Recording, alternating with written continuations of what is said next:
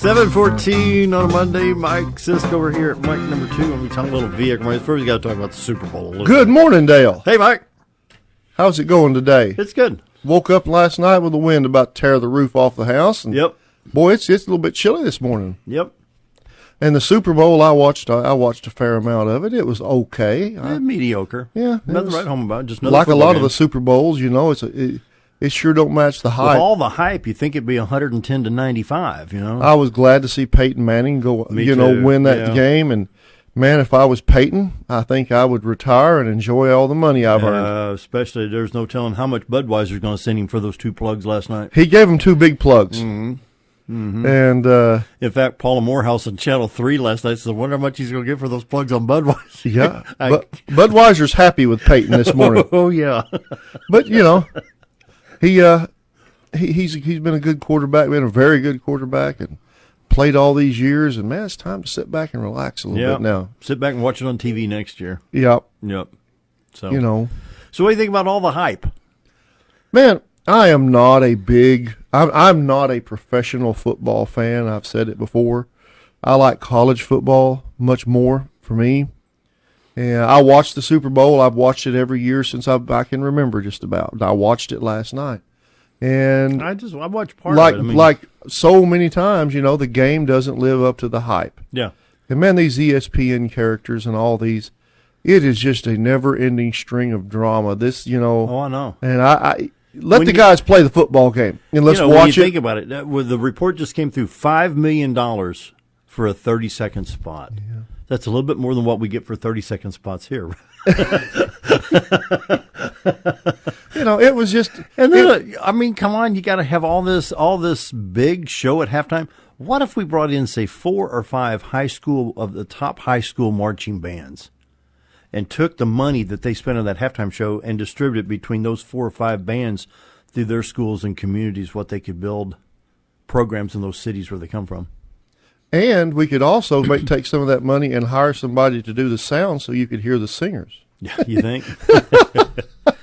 Live sound is hard. And, I've been there, done that. But yeah, you're right. It wasn't very good. No. But it's just, there's too much hype. It's another ball game. Yeah. Well, you know, a lot of people live and breathe NFL and football, and man, it's fun. No yeah, doubt more it's power fun. to them. I'm happy for you. I'm glad to be on the radio this morning and say 9 days till pitchers and catchers reports. Well, I got on Facebook and one of my friends says football is too short and baseball's too long. I said, now wait a minute. You guys start in August and now we're done in February and you only play 16 games? Yeah. I said, but we start in March and end in October and we play 162. What's wrong with that? Yeah. Well, baseball's much more efficient and they get a lot more done in the same amount of time. Apparently.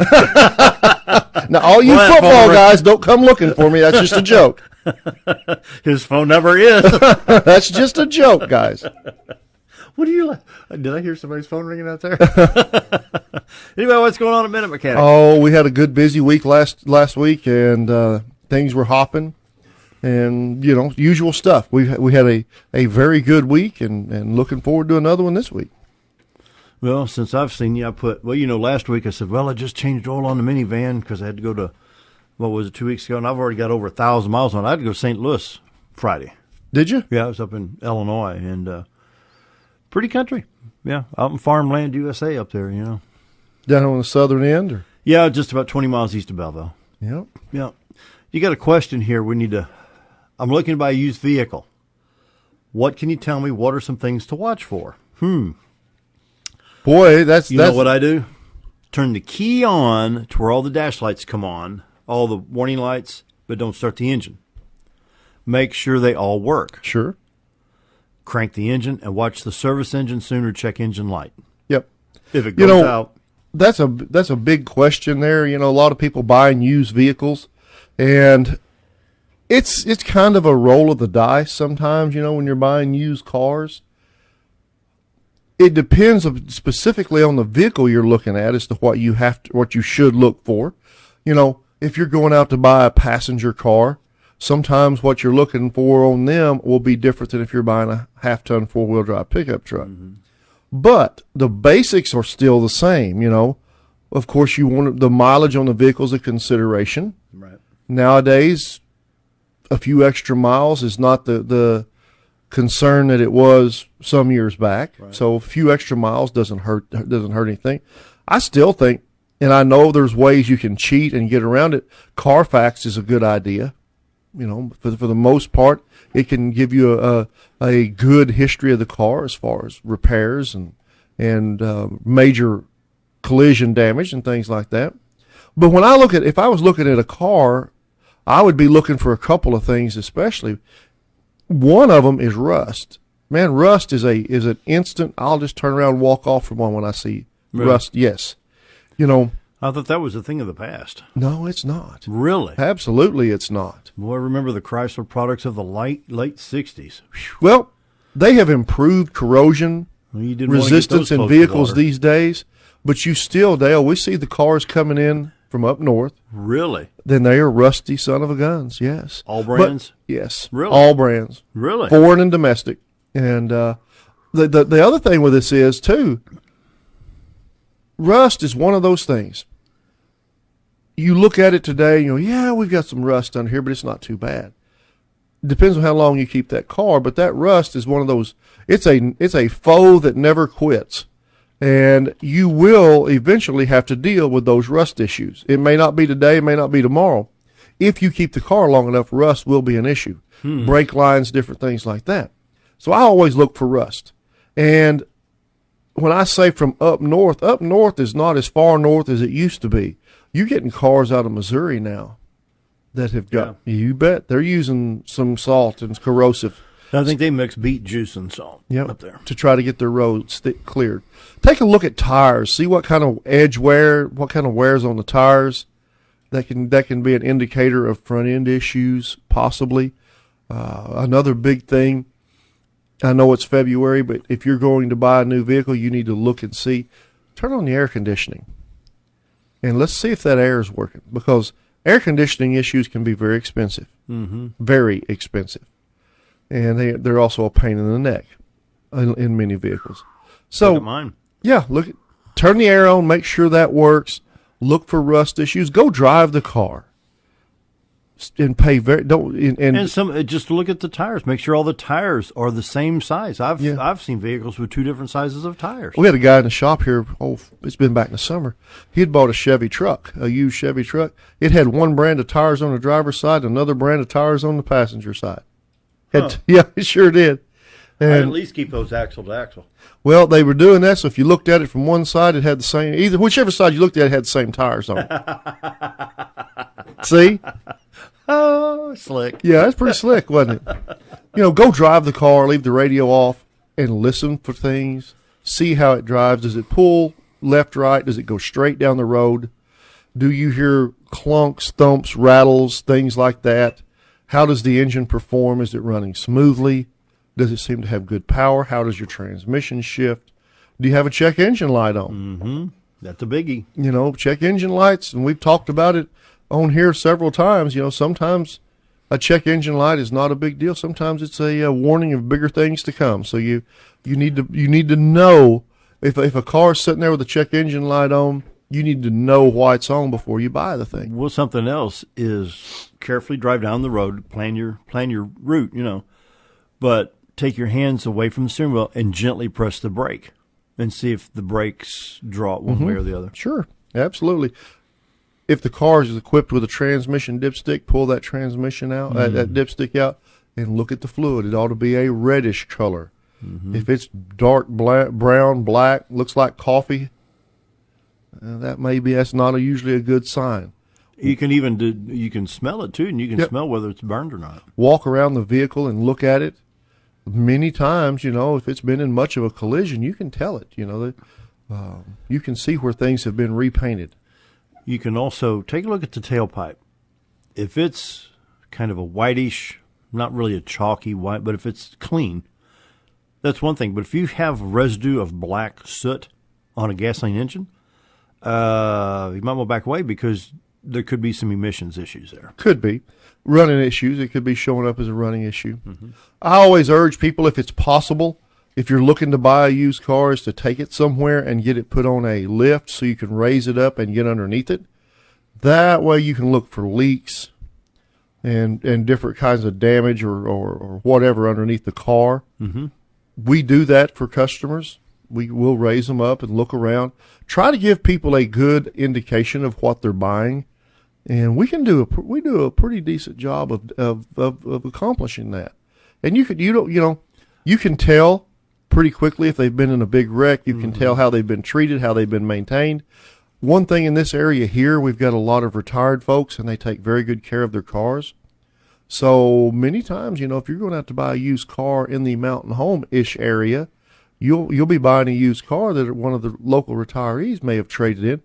And a lot of times you can about take that to the bank. That's a pretty good car. It's been well maintained. Well maintained. They don't want to get out and have car problems. Don't blame them. You can also, on some of them, pop the hood and check around the intake area, the valve covers, to see if there's seepage, valve cover leaks, intake leaks. Yep.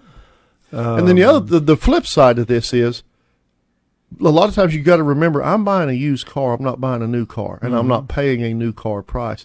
And the reason I bring that up, there was a post on Facebook a couple of weeks ago of someone put on there that they were wanting to buy a car for a maximum. They had $3,000 to spend, but they wanted it to be very clean with no issues. Huh. So for how much? $3,000. They wanted a very clean. You can barely get tires. Yeah, they wanted a very clean car with no issues for $3,000. Well, that's going to be tough. Well, let's see if we get a time machine and go back to about 1959. I think you can get a Chevy Bel Air for that. That's going to be a tough bill of goods right there. So that's why I'm saying you got to flip it around. Remember, you're buying a used car, and you can't be as picky with used cars, of course, as if you're going out to buy something new. And we have to set our goals accordingly. Set a reasonable level of expectation for however much money we want to spend. Yeah, yeah. I remember. This has been 50-something years ago. My grandfather had an old 55 Plymouth. Grandpa, where's your green car? Oh, I sold it. Oh, really? Yeah, I got $25 for it. It's 7 years old, 8 years old, had 60,000 miles. $25. The hell, it's a Plymouth. Well, and a 55 on top of that. You won't see them as a pace car at Indy, let me tell you. And that beautiful color green, boy, that was... Yeah, wow. But there are a lot of good used vehicles. Now, if you're going out to look for a four-wheel drive truck, it'll change a little bit on things like that. One of the first things I would want to do is make sure my four-wheel drive works. Take it out somewhere, engage the four-wheel drive, make sure that works, because that's another headache that you really don't want to buy into if it's got transfer case problems or whatever. You don't want to start out like that. If you look at a vehicle with drum brakes on the back, make sure there's nothing seeping on the cylinder. And if you're buying a four-wheel drive truck, look it over good. It doesn't take long to tell if one of them has been off-roaded, mudded, things like that. If you can get under it, you can tell instantly. You'll know one that's had a pretty rough life behind it. And you also can tell the trucks that have been driven down the road and they've been put in four-wheel drive when there's a little bit of snow on. Other than that, they've been highway vehicles. The undercarriage tells the huge story right there. It does, man. The proof's in the pudding a lot of times when you can get under one, because anybody can detail one, wax it up, polish it up, lay the armor all on, and make one look really, really nice. Yep. But when you get under the thing, there's a lot of times where the story's totally at. Different story. Yep. Well, Mmmm Mechanics located on Highway 201 North, or across from Salvation Army. 425-3135 is their number, and the whole week is open. Just waiting on Valentine's Day. Oh, boy. Someone send you a heart full of candy, Mike. That's all we're doing up there, just biding our time. Give Mike a call, 425-3135. You got plenty of time to get folks in? We Check do. out a used vehicle. Absolutely. Give us a call. We got some stuff scheduled for this week already, but there's plenty of time to get other stuff in. Transmission service, check the wiper blades, lights, alignments, front end alignment, brakes, you name it. Machine. We can do anything. We've got, like I say, we've got a few things scheduled this week, but it's 5 days of it. So if you need something, we can fit you in and very likely put you in at a time that's very convenient for you. I still need to get in and get antifreeze service. Yeah, it probably wouldn't hurt. Day of winter's going to be over. Well, yeah. By the time I get around to it. If you keep on, it's going to be the 4th of July. And I bring a hot engine in Yeah, there. I can see where this is going. Anyway, give Mike a call. Mike and gang is ready to serve you today. 425-3135. They're right across from Salvation Army on Highway 201 North. Give them a call or stop by. They'll get you in. Time for the news. Be right back.